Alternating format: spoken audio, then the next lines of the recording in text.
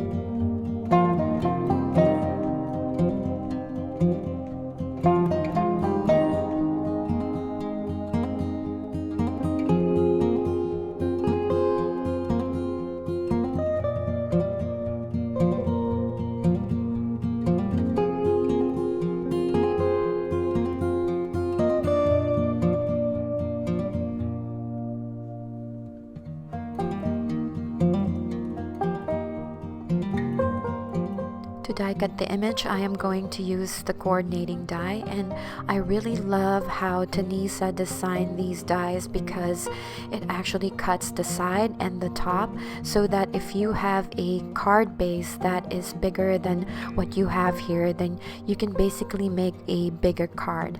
But I really love that design. Since I didn't do a good job on the lining up of the dies, I actually use my scissors to cut them out slightly. So now I'm just coloring the bottom using a combination of the yellow golds and the green, because this is a fall card, so the ground should be a little bit yellow and green. And I don't know about you, but I do save a lot of my Nina Solar white cardstock, so I just stamp the images here and color them in already using my tri-blend markers. And I basically repeated all the colors so that it's more cohesive, and you will see that, you will notice that I use a lot of the reds and the blues and the pinks and stuff like that, so that it doesn't get too busy. So now I decided to add another grass hill, so I will be using this die set and die cut them out. And I have another piece of Nina Solar white cardstock here, which is my card base, and it was cut down to 8.5 by 7, folded in half. Now I'm just going to use the stencil and the Distress Oxide ink to add the clouds, and I did a heavier hand here with the colors because I have a lot of yellows, so the background should really be darker than the yellows, and it worked out just fine. To add more dimension to the project, I am going to adhere the main image using my fun foam and my ATG gun. Sometimes I do this because to save, especially when the images are big, to save on some foam adhesive, I will use my fun foam. I do keep them in a jar, especially the little pieces, because you can basically use them up on your project. So that's what I did over here.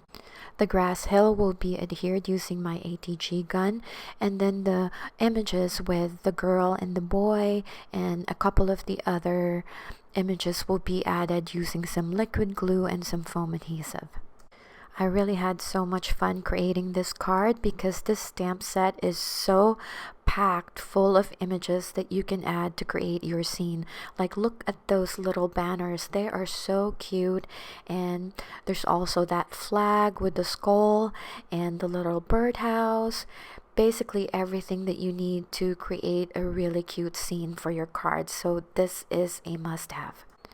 The sentiment was stamped using a sentiment for almost everything stamp set, and it was stamped using some Versamark ink, and I sprinkled some white embossing powder on that, and then I die cut it using a die from my collection, and now I just added that to the card. I really had so much fun creating this card, and I think it turned out really cute. I hope you guys enjoyed this video and found it helpful. If you like the card and this video, please don't forget to give this a thumbs up. I really do appreciate it. Thank you for stopping by today, and don't forget to check out all of the project inspiration on the blog, YouTube channel, and Instagram. Thank you so much, and happy stamping!